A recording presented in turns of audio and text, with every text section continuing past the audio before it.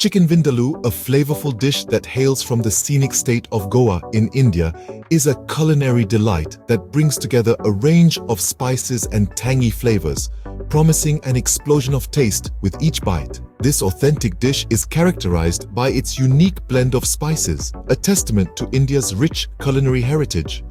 Before we dive into the cooking process, we'll need to gather our ingredients. You will need a kilogram of chicken cut into pieces, vegetable oil, 2 large onions, 4 cloves of garlic, a 1-inch piece of ginger, dried red chilies ranging from 8 to 10, cumin seeds, mustard seeds, turmeric powder, cinnamon powder, cardamom powder, vinegar, tomato paste, and salt to your liking.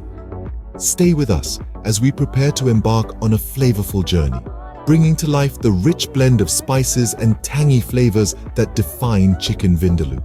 Before we jump into the marination process, you'll want to ensure that your ingredients are prepared properly and your kitchen tools are ready. Start by washing the chicken pieces thoroughly under cold running water, then pat them dry with a kitchen towel. Next, finely chop the onions, mince the garlic, and grate the ginger. For the dried red chilies, remove the stems and seeds unless you prefer a hotter spice level. While you're preparing the ingredients, you can also start heating up a pan of water for soaking the dried red chilies. Remember, the chilies need to be soaked in hot water, not boiling, to soften them up for the spice paste. In terms of kitchen tools, you'll need a mixing bowl for the marination, a blender or food processor for the spice paste, a heavy-bottom pan for cooking, and a spatula for stirring. With everything prepped and in place, we're ready to dive into the actual cooking process.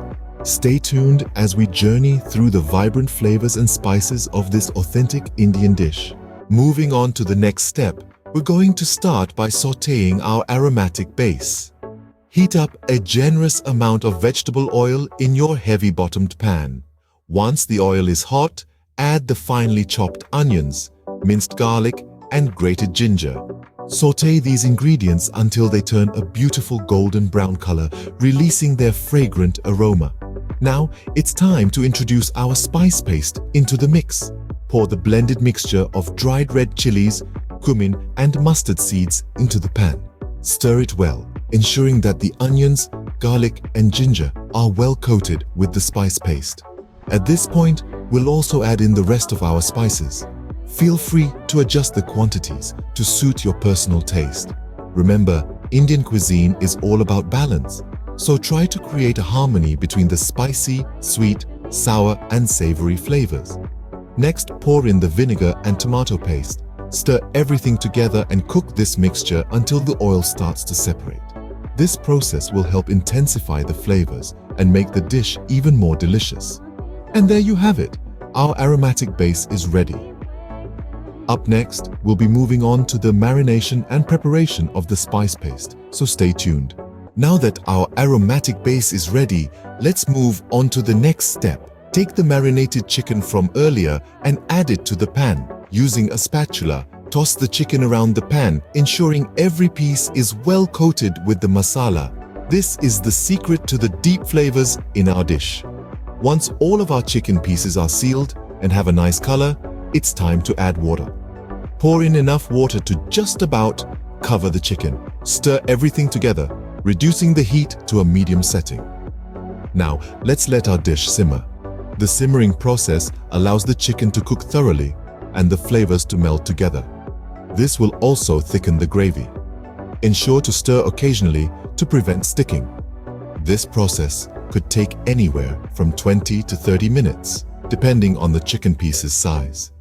You'll know it's ready when the chicken is tender and the gravy has thickened to your liking. Remember, patience is key. The longer it simmers, the more flavorful our dish will become. And there we have it. Our chicken is well integrated and simmering away nicely.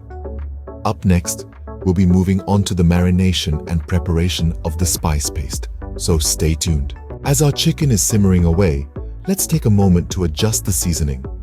Grab your salt and add it to taste. Remember, you can always add more, but you can't take it out, so go slow and taste as you go. Stir it well to make sure the salt is evenly distributed. Now, let's move on to the garnishing. We're going to use some fresh coriander here.